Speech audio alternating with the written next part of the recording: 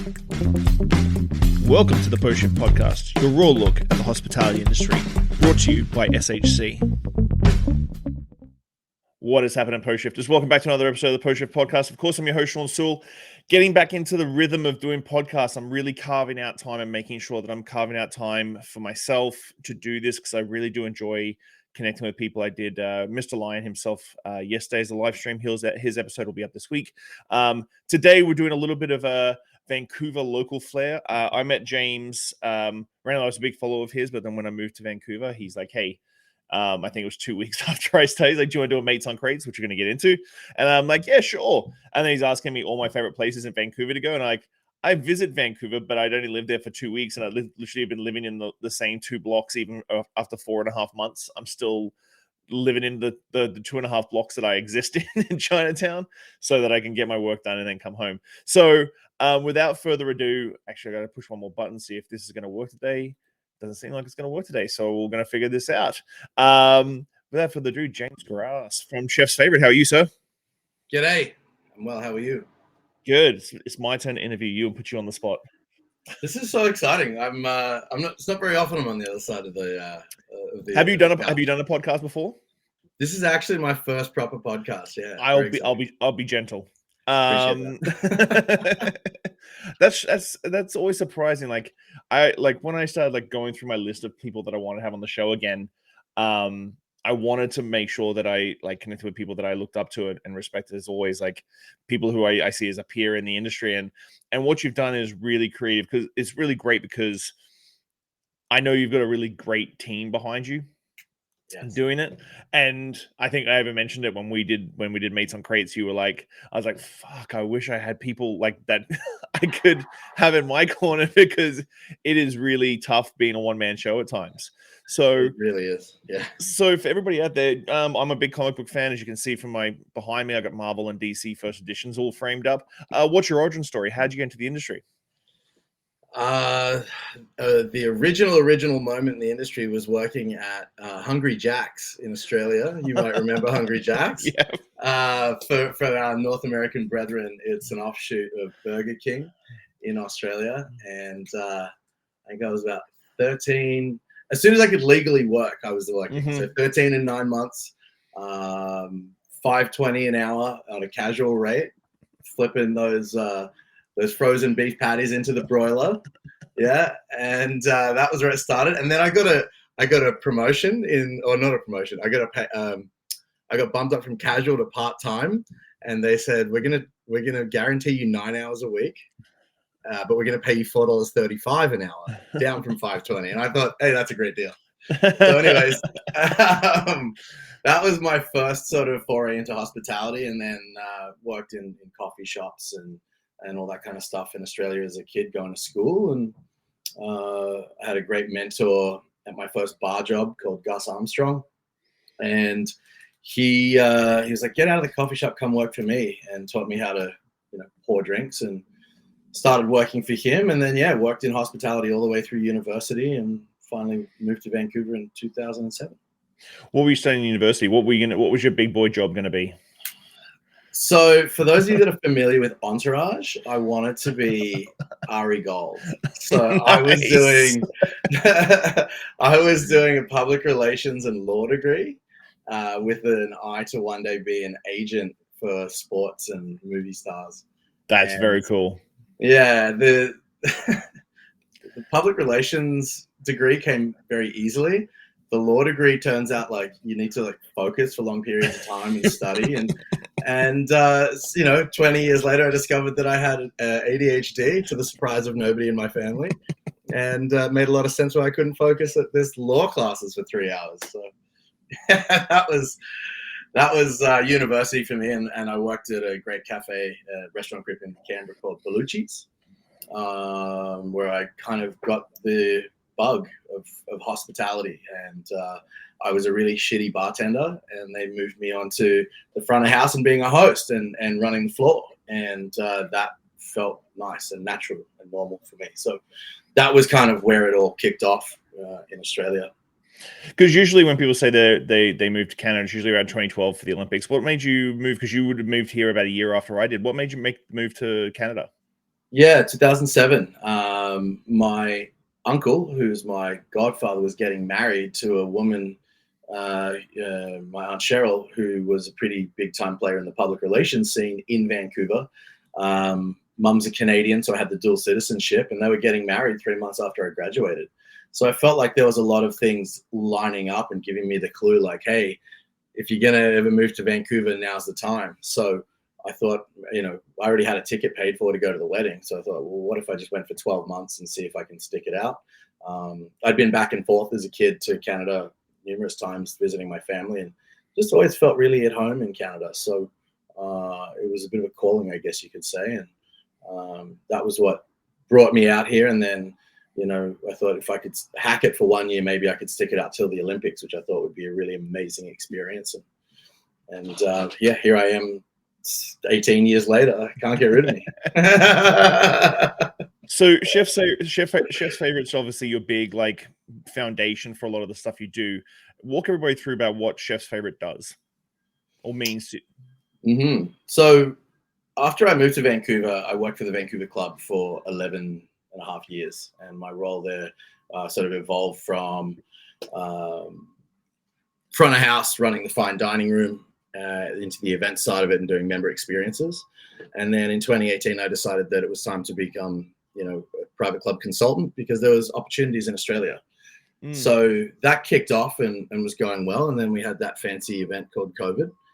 And it shut down our industry. And so I was spinning my wheels trying to figure out how I could stay relevant in hospitality if I didn't own my own restaurant, own bar, any of that kind of stuff. And, my marketing was all experiential. So we would throw parties or events for our clients, and we would get new clients because they would come to our client events, so on and so forth.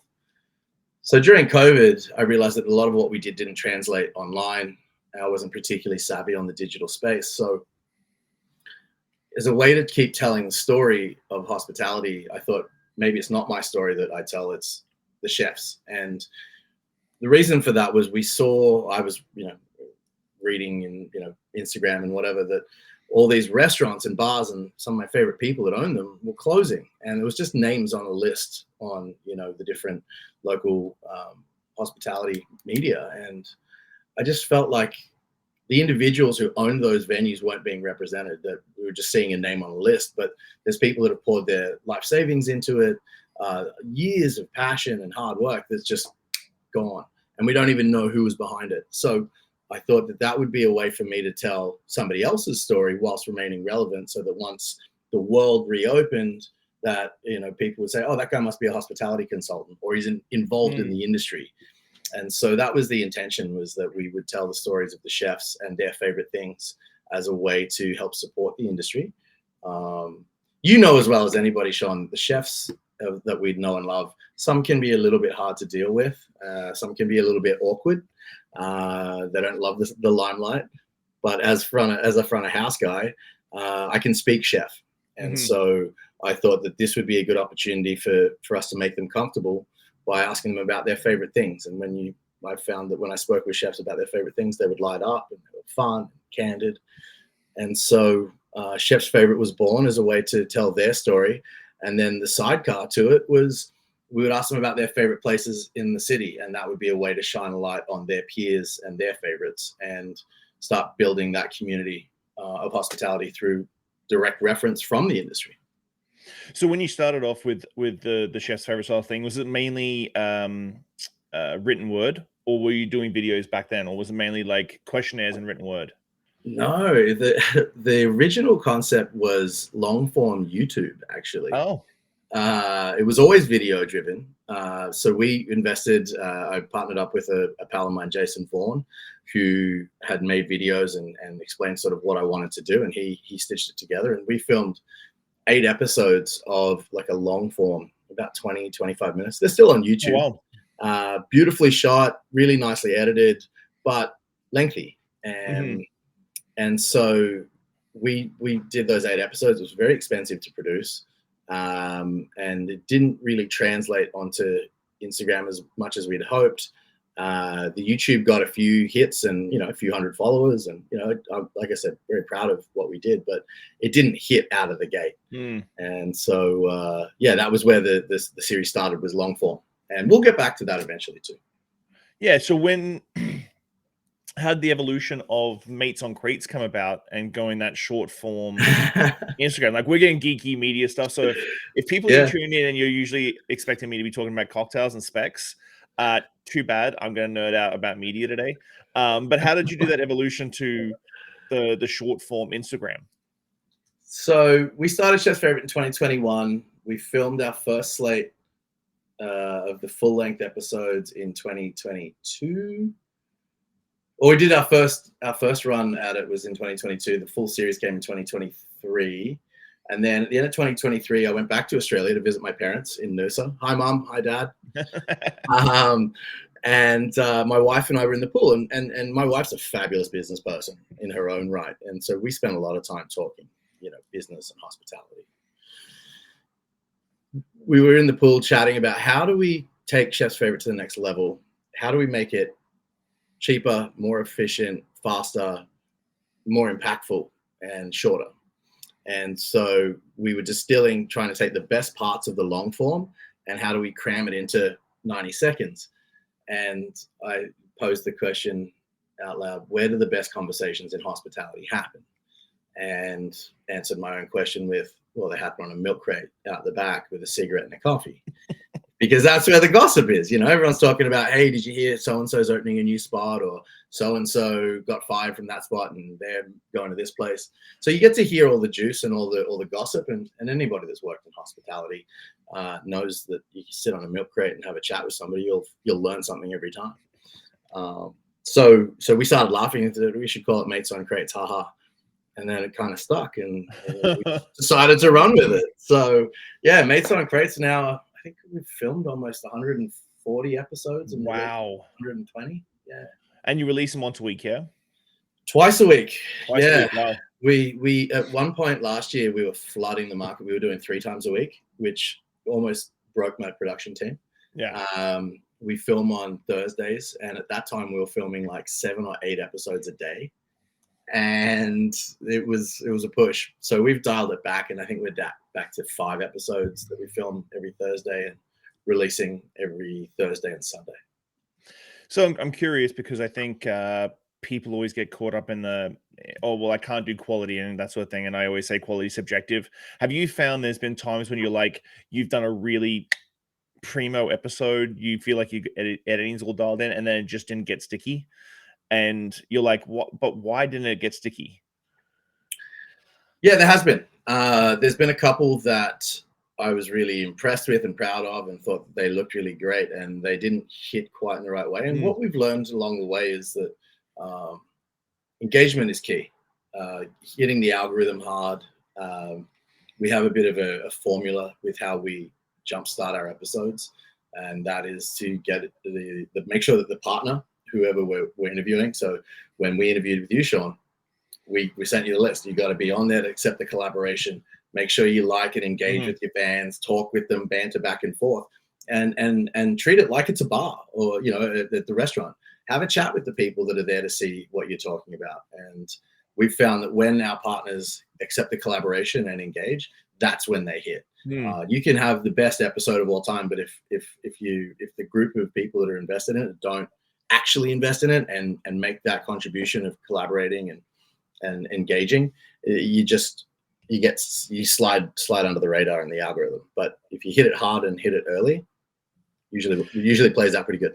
I've talked to a couple of podcasters about when you interview someone who's got a good following and a good reach, and you're like, did they share any of your stuff? They're like, no. And I'm like, well, what? What do you mean they didn't collaborate on Instagram or share it on Facebook, share it on LinkedIn, share it on Twitter, that sort of thing? It is a tad frustrating.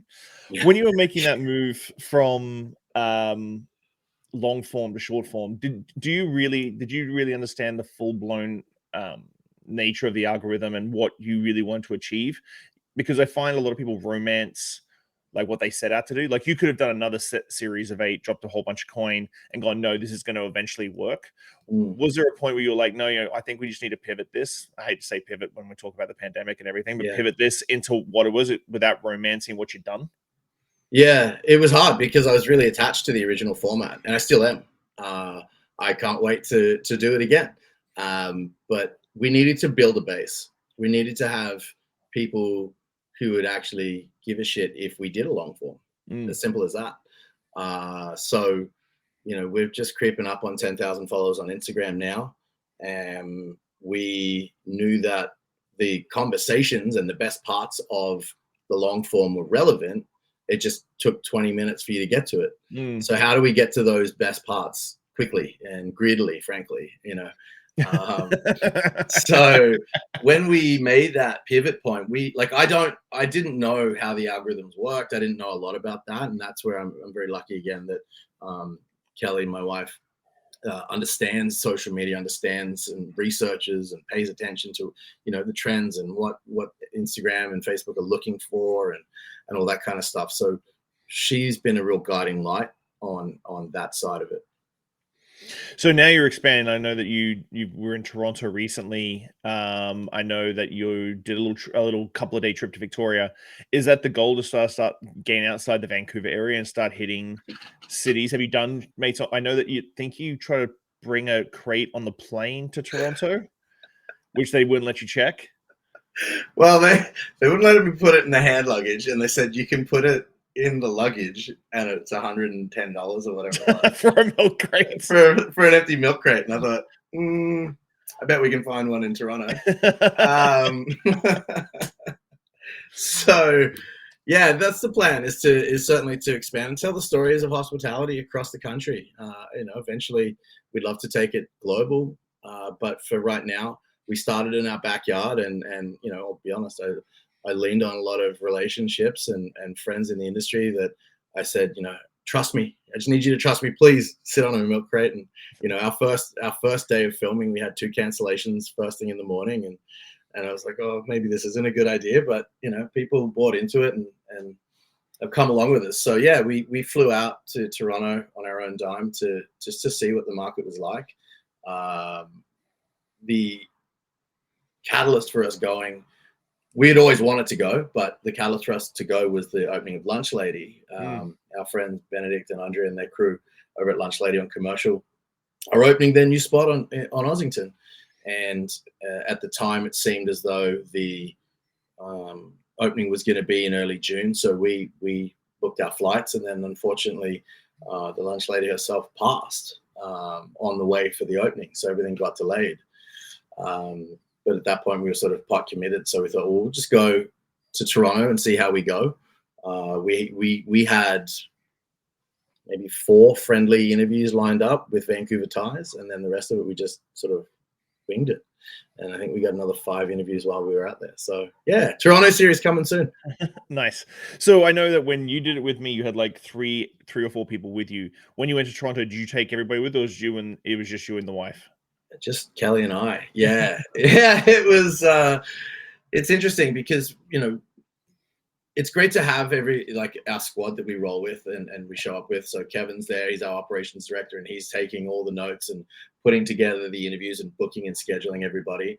And then Emmeline and Kelly run the cameras and make sure that it's looks good and being produced well, and that the microphones are working. And then for Toronto, it was cost prohibitive to fly the whole squad out. So Kelly and I figured out how do we refine this, bought a bunch of tripods, and we started practicing on a couple of local shoots. And then I said, do we need to fly another person out? She said, I think I can do it. So it took a lot longer to set up, to be candid. When we roll with the squad, we can get in and out pretty quickly. But when it's just Kelly setting up, because I'm useless with all that kind of stuff, I'm just kind of standing there chatting with the subject. Oh, what's your favorite? Blah, blah, blah, doing the pre-interview stuff. So it just gives her some time to set it up. So yeah, it's just the 2 of us, and it worked well, but it's not the ideal scenario. So when it comes to scaling, we're talking about Toronto, that sort of thing.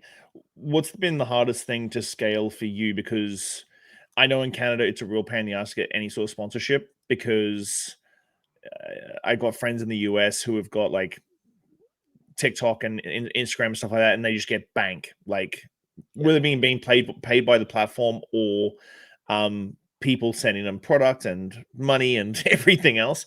In Canada, it's always been a bit of a struggle, and I've been doing this for 6 years now, podcasting. So like, I know exactly how bad it is. It doesn't matter how good the podcast gets, it's still like a struggle to get sponsorship dollars. How are you going with the scaling of Chef's Favorite, Mates on Crates, then the sponsorship deals? Yeah, great question. So when we started Chef's Favorite and Mates on Crates, again, it was designed as the marketing arm to our hospitality consulting, with an eye that one day it could generate revenue in its own right. So our fundamental income comes from our hospitality consulting to this day. We have not done any sponsored posts or anything like that. We've had some people start reaching out, which is interesting. There may be an opportunity to do something with them, but I think expanding into Toronto is certainly going to help that. What we're working on now is actually partnering with some local restaurants to help them with their social media and making content for them. So that's kind of where that side of the scaling has gone. But you know, in the big picture, what we're trying to build is a food media company, a brand that you know, tells the stories of hospitality and puts faces behind the names of the restaurants that we love. So on the sponsorship side, you know, I think that Mates on Crates, I don't know if I ever would want it to have a sponsor or brought to you by, but maybe, because you got to pay the team. Brought to you by Saputo. Yeah, exactly. BC Dairy, Avalon, talk to me. This seems like a layup. But you know, we'll probably have some more focus on the event side of things, because that's the other part of the business. And what I'm truly passionate about is experiential. So I think that for us, we've done a lot of events recently over the last few years where we've broken even. And if a sponsor wanted to help us produce the event that we could make some money to pay everybody, that'd be tops. Yeah, Avalon, if you're listening, just hit them up. They'll drink chalky milk in the actual ad. That'll be the big 1 liter chalky milk. You're gonna start at the start of the interview, and you're gonna be finished by the end of the interview. Happy just a 1 liter Avalon chalky milk. Hell, you give me cottage cheese and all in. I don't care. Well, that brings me to another point, because I think from outside looking in, a lot of people would be seeing you as that sort of like social media influencer and that sort of thing. How are you balancing, and you were talking about Kelly earlier, like how are you balancing out the creative side of your business, which it fuels a certain part of you, and especially when you're outside the hospitality industry, like not in the thick of things, and then the business side of things where you'd be going into a meeting talking about an event or a consult or something like that. Because I think we both probably have, actually no, we've definitely agreed on this. We have the exact same fucking ADHD personality. Yeah. Because we need to have a million things going. And I do find it challenging, as well as really, really good for me to have that sort of dichotomy. Yeah. How do you balance it out personally? Well, again, you know, I'm lucky that I have a great team and I have a calendar, and I have a team that tries to keep me on the train tracks, because left to my own devices, I might just spin off into oblivion. But Thursdays is filming day, and I know that that's what we're doing. And Monday is admin day, and we have kind of work sessions Tuesdays and Wednesdays, and then I get my creatives in the afternoon. I found what works for me is I'm most focused in the mornings. You know, 9 a.m. Then I'll write it till 4 p.m. And then in the afternoons, if I can, I like to go and get a nice long walk in, and whether that's with my team or by myself. And that's where the creative comes in. And so, you know, there's a lot of people in my universe that will receive calls from me at like 4:30 in the afternoon. They know exactly what's going on. He's out for his walk and he's all creative. But it's that's my favorite part of the job, is the creative side of it. But also strategically, I like being able to sort of look at a problem and then kind of plot what does it look like at its end goal. You know, I had a great mentor, Philip Ireland, who's in Toronto himself, and he always used to kind of teach me, like, shoot the blue sky version as high and as perfect as you can with no budget, blue sky dream scenario, and then kind of wind it in from there. And if you have that sort of creative philosophy to both the business strategy as well as the creative, you kind of land in a really sweet spot where you've taken it to another level without blowing your budget out. But I think if you start with a concept or an idea that has restraints around it, oh, I can't afford to do this, or I can't, you never get to hit that sweet spot in the creative process. So I try and really work with our team to think about things unencumbered and then shoot it into space as high and as optimistic as it can be. And then we kind of reel it in a little bit and say, okay, what is a realistic scenario? What's the biggest piece of advice? We talked about this in the green room before I got you on. What's the biggest piece of advice you can give someone who is roughly our age? Because I feel like that 38 to 45-year-old sort of age bracket for people in the industry, they're either like, I'm done with working the floor, I'm done with working the kitchen. What's that one piece of advice that's sort of like outside the pandemic that pushed us to do a lot of crazy things to get people to understand that you can still be in the industry, still be very entrenched in the industry without necessarily being at a restaurant? Yeah, I think industry adjacent is a very exciting place to be. I still love getting on the floor and running a room, but if you asked me to do that at the level I was doing it when I was in my 20s, there's no way. Just simply put. But I think that if I was to give somebody advice in that realm, it's what is your superpower when you're in hospitality? So like if you're the person that makes the best dessert, or if you're the person that makes the best pasta, or if you're the person that makes the best cocktail, explore that niche and try and build on it and expand it. And it doesn't always have to be about you. You can be a part of a larger community and just tell your story. That would kind of be my advice. And the hardest thing, and it's very cliche to say it, but you just got to start. Our first few videos didn't have many people watching them, but we just kept putting them up. I think that if your skill set is in the industry and you don't have any other skill sets, then look to diversify and complement the current skill set that you have. But like, if you don't know anything about business, start taking a night course, watch YouTube about business, accounting, like know your numbers. Again, Philip Ireland, my mentor, know your numbers. He used to grill me on my numbers, and to the point where he still to this day will say to me, what's the difference between gross profit and net profit? And I'll just like go, oh, no, not again. No. So yeah, I think augmenting your skill set and building supporting skills around it is key. With social media being so important in that sort of like adjacent, for a lot of people, they're like, well, I don't want to put myself out there in social media. I'm just going to keep asking your advice. What's your advice for, you're obviously a charismatic guy, you work front of house, but there's a lot of chefs out there that, as you said, like slightly awkward, quiet sort of guy, but like could be making the best pasta. What's your best thing to get over that hump of like looking for like gratification in social media? I went deep on that one. Yeah, you did.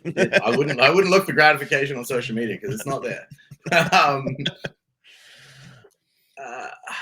a great question. I think it's just at the end of the day, you got to be able to laugh at yourself. Like don't take yourself too seriously. We're not performing brain surgery over here. We're serving plates. We're putting drinks in people's hands and trying to throw a party and a good time.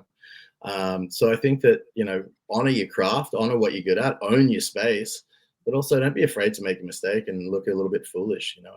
Kind of dumb shit I've done with mates on crates and all the stuff that we do. I think that's the key, is that you don't be too proud. Just let it rip. Yeah, there's a chef on Instagram. I think it's called Sad Pappy, and he's an awesome chef, but he is very melancholy. But he's lent into it, and I really would love to know in real life if he really is that melancholy all the time.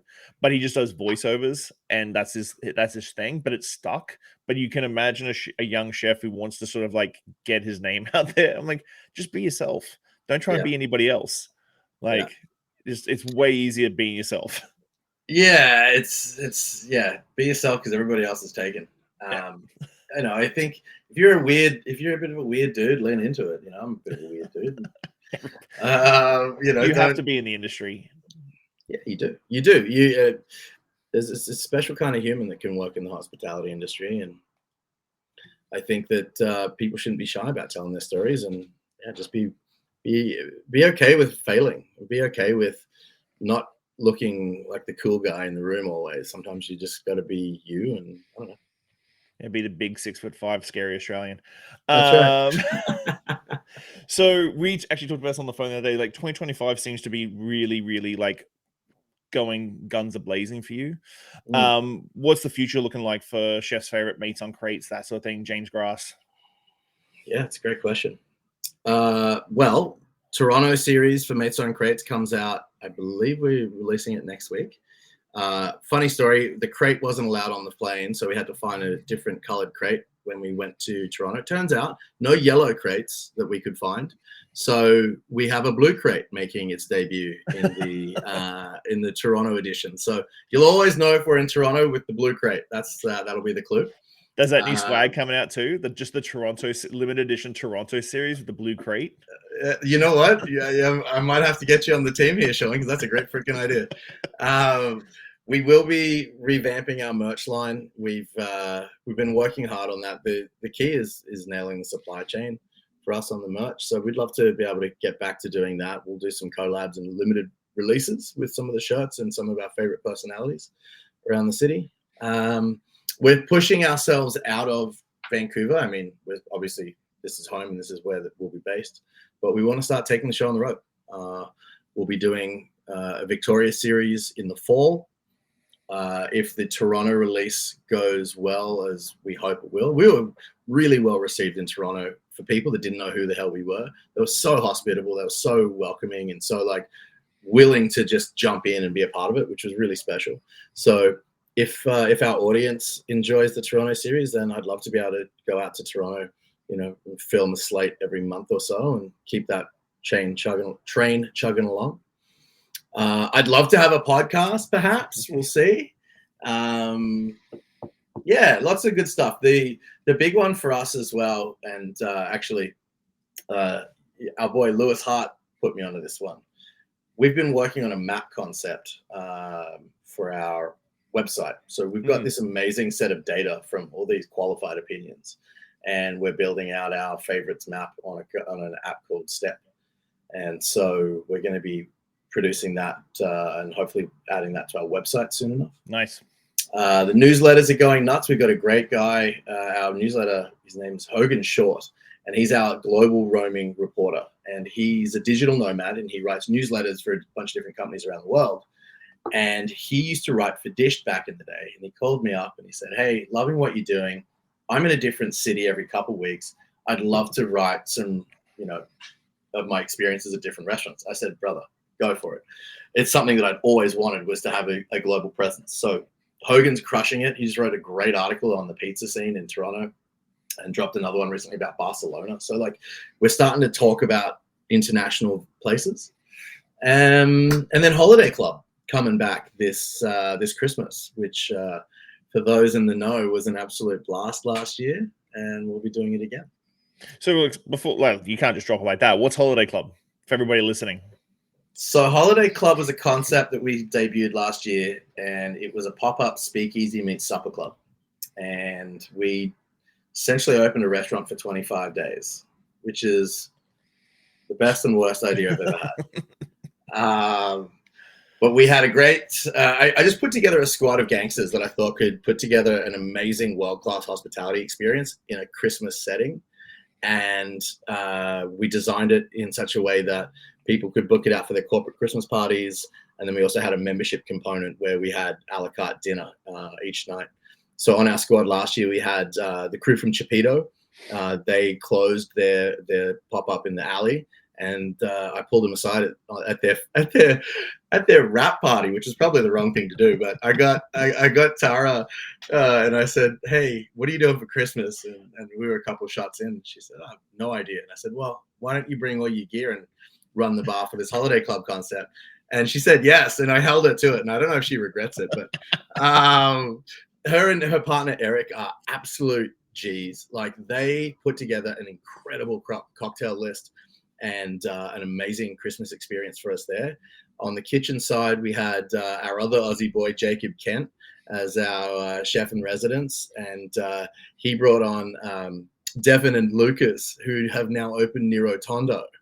So I had the Aussie meat guy and the local superstar veggie boys come together and make these incredible meals for our guests through our holiday club. DJ Joe Longacre was playing with live music. It was really special.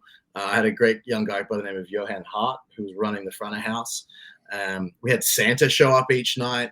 We had a photo booth, like not a photo booth, but a photo studio that my wife curated. She's owns a photography business, so she put that together. It was absolute hoot. And anyways, we're going to do it again this year, whether it's a good idea or not. I don't care. We're in. My favorite night of that whole time was we did hospitality nights on Mondays. And it's given me some really cool ideas for this year. So we're going to be primarily focused on corporate events, lunches, company lunches for like 40 or company Christmas parties for up to 100. But we're going to be saving some nights for chef's favorite exclusive events. And what we'll be doing is inviting people like you, Shawn, to come and do a pop-up on the bar. And then we'll have surprise chefs come in each night. So we'll have like our in-house chef that is there every day. And then we're going to invite the hospitality community to come in and pop up.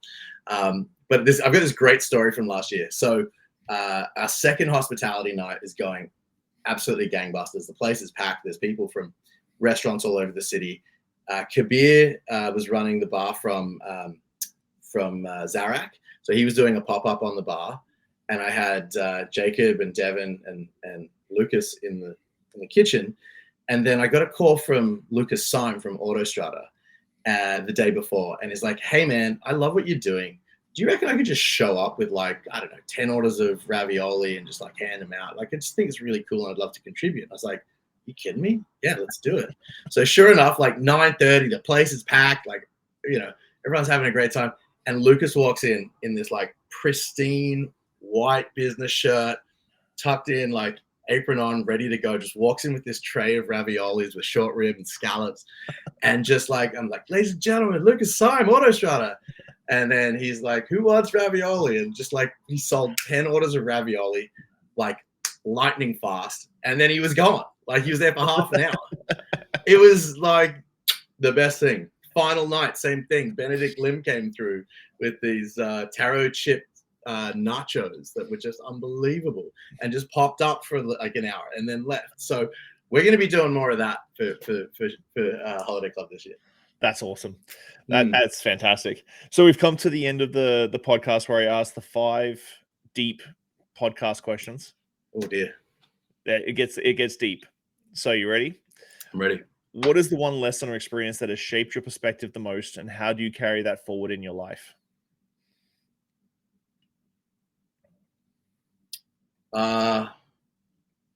My first day at the Vancouver club, there was a guy who was leaving. And he said, "Shut your mouth and do your job." And it was very powerful. And I thought, I don't know that that's exactly what I would believe. But what he meant by that was like, listen to the people that are around you, trust them, and do your job and focus on that. And then the other piece of advice that I got that I carry with me to this day is know your numbers. Don't ask me the difference between net profit and gross profit. I always got told, watch the cents, the dollars look after themselves. There you go. Yeah, that's a great way to put it. Yeah. If you could leave one lasting message or piece of advice, one lasting message or piece of wisdom for the world, what would it be and why?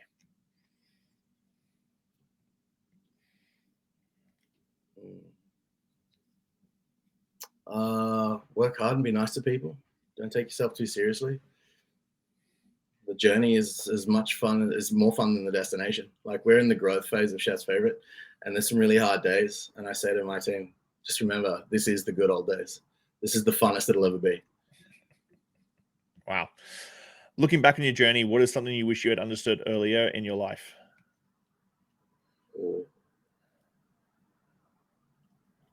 Back on my journey.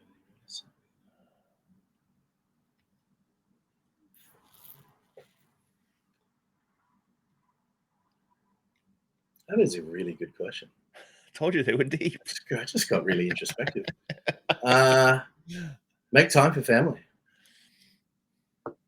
Nice. I'm working on that now. Yeah. How do you define success, and has your definition of it changed over time? Yeah, so success has changed, the definition of it. I thought that the definition of success was, a fancy car and a house and money and all that sort of stuff. I think that the definition of success for me is, do I love what I do? Do I wake up in the morning and I'm jacked up to do it? I've always been a bit of a free thinker in the sense of like, if I'm having a good time, then I'll do well at whatever I'm doing. So I think my definition of success is being around people that I want to be around, doing something that I love, and connecting people. That's my favorite thing, is connecting people, good people. We have a lot of conversations in the hospitality business. I probably talk to 10 to 15 hospitality people a day. And I'm always hearing somebody's needing this or somebody's needing that. My favorite thing is to connect people. That's the definition of success for me, is to be able to help that. What do you hope your legacy will be, and what steps are you taking to build it?